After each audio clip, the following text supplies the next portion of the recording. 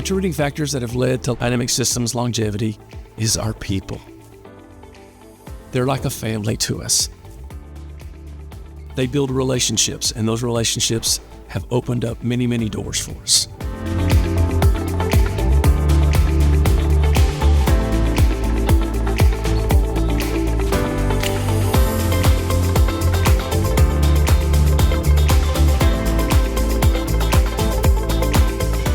I was an original guy on day one, so we all worked for the MD company. Randy, former chairman, he actually hired me out of school in '83 from A&M and went to work for the MD company. I ended up on Randy's team at Cimatech, which was the consortium of 14 U.S. companies along with DARPA, the Defense Department's research arm, to build a facility, fast track, to bring back our competitive edge in the semiconductor manufacturing world. And so it was a perfect environment.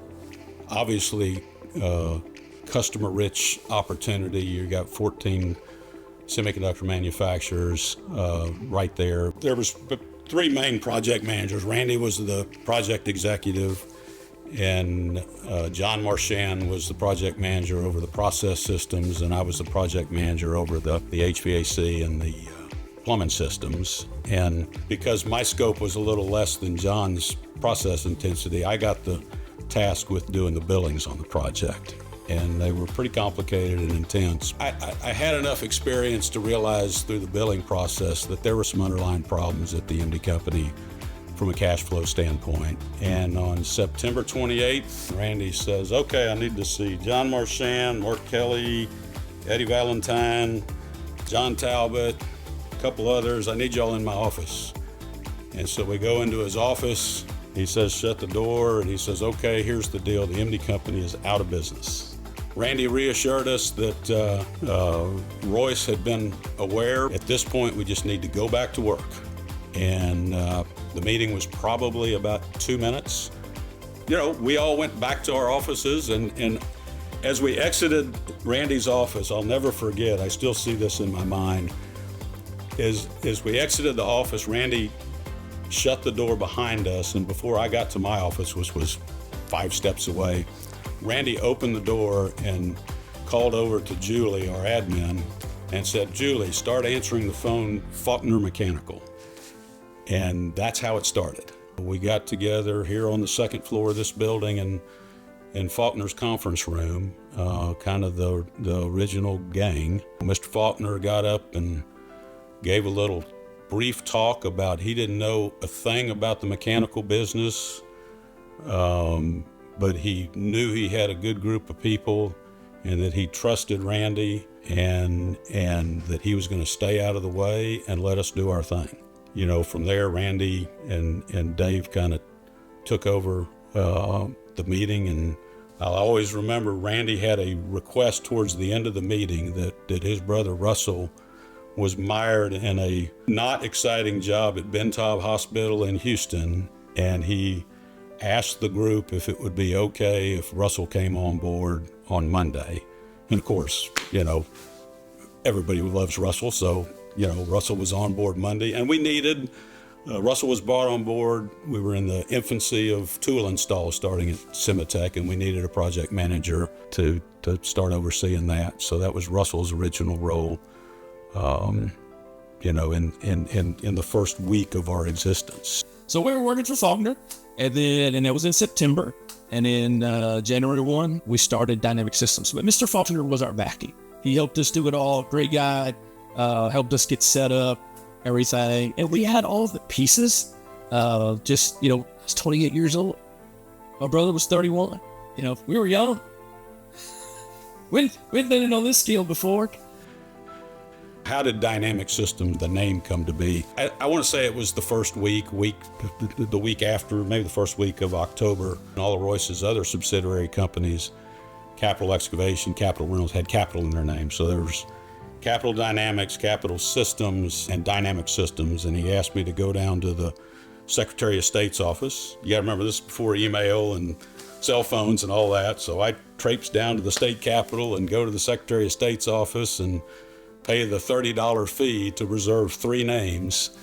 And, we ended up deciding on the Dynamic Systems name, and on we went. We came from a company that had a great reputation. But when you're on your own, yeah, I know you, but what has Dynamic Systems done? So that was a challenge.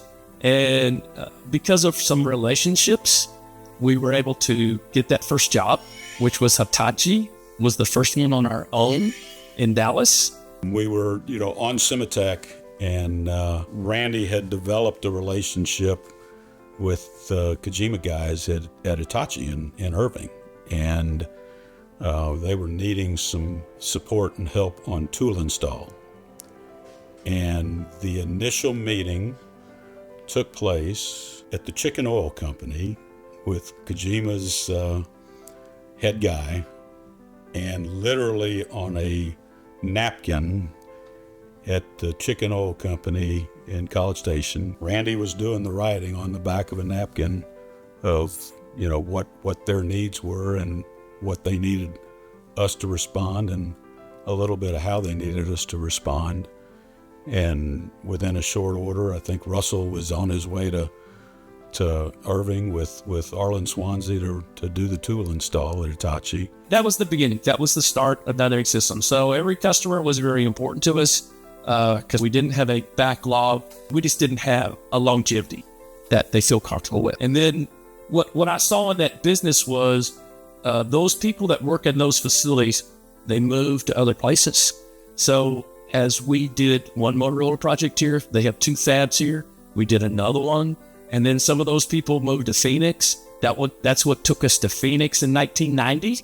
We went to Phoenix, and just because they were our friends, and said, hey, we could use a group like you guys in Phoenix. I actually came up through the sheet metal trade, and I was the first one that was hired. That wasn't one of the MD people that came out of MD.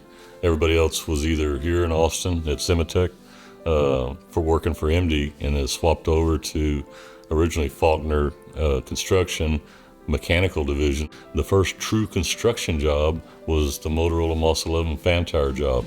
So that's the first job that I ran for Dynamic Systems. We used to be down on the 2nd floor, and that was in 1999, 2000. And I was standing in our conference room at that time. Randy had a very unique ability to say the perfect things at the perfect time. And he saw me just staring out into space, and he backed up, and he walked in there. What's wrong with Rojo?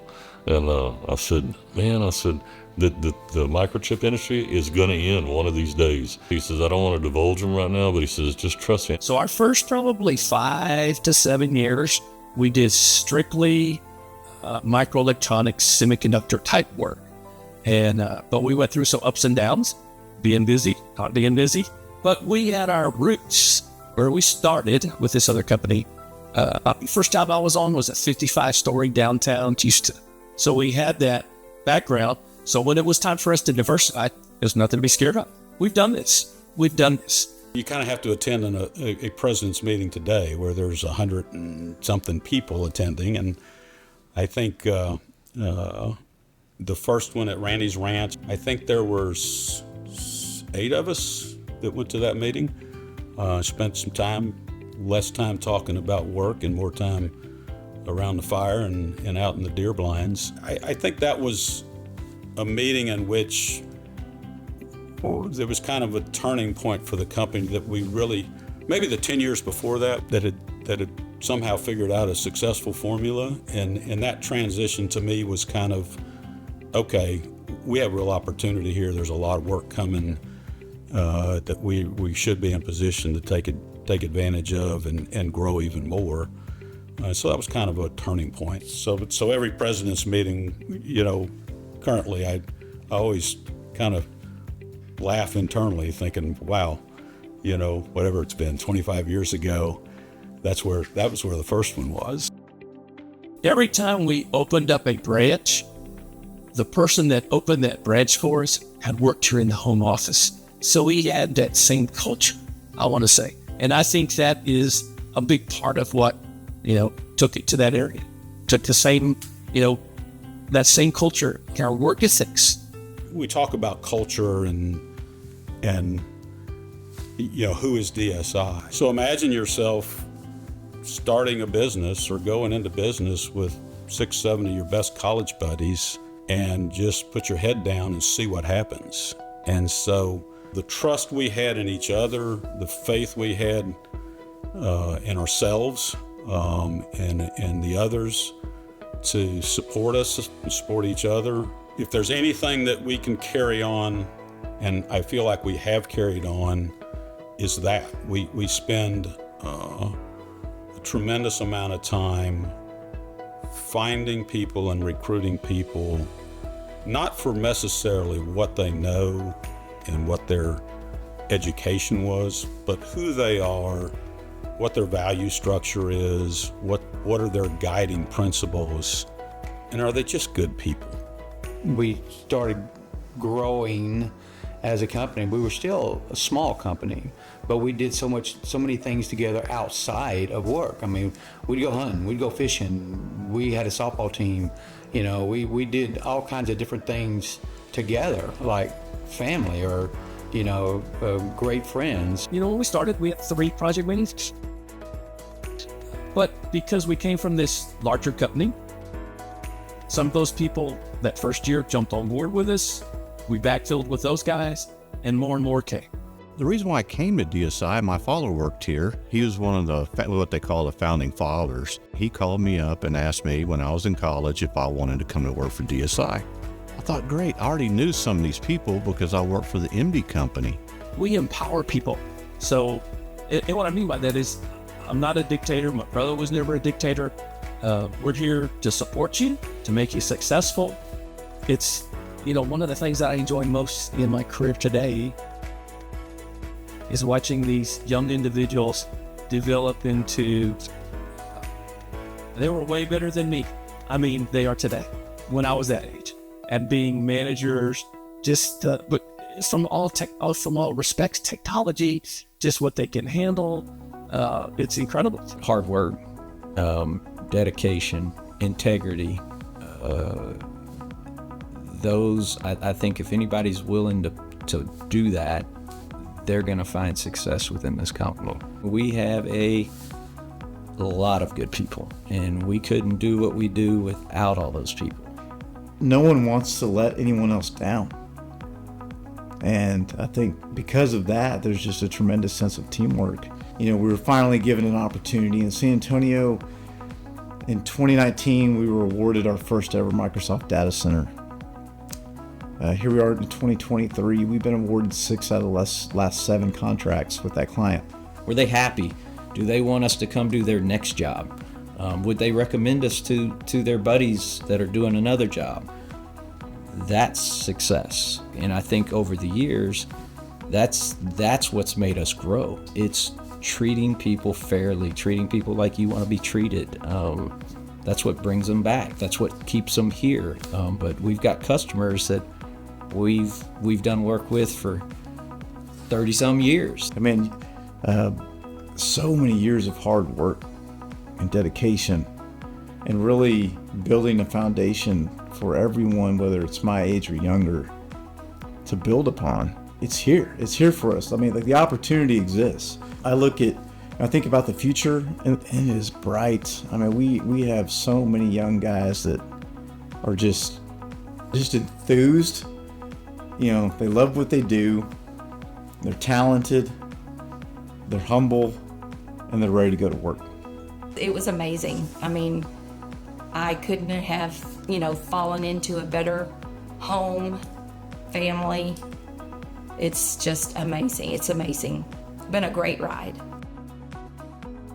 The guys that have come before us have set this up. I think there was some selflessness when this company was set up and how it's running. I don't fear the future. I think we're set up perfectly for the future. I think we're going to be strong in the future. I mean, nothing would be better to me, make me happier than to see Dynamic Systems continue to do what we're doing for the next 100 years.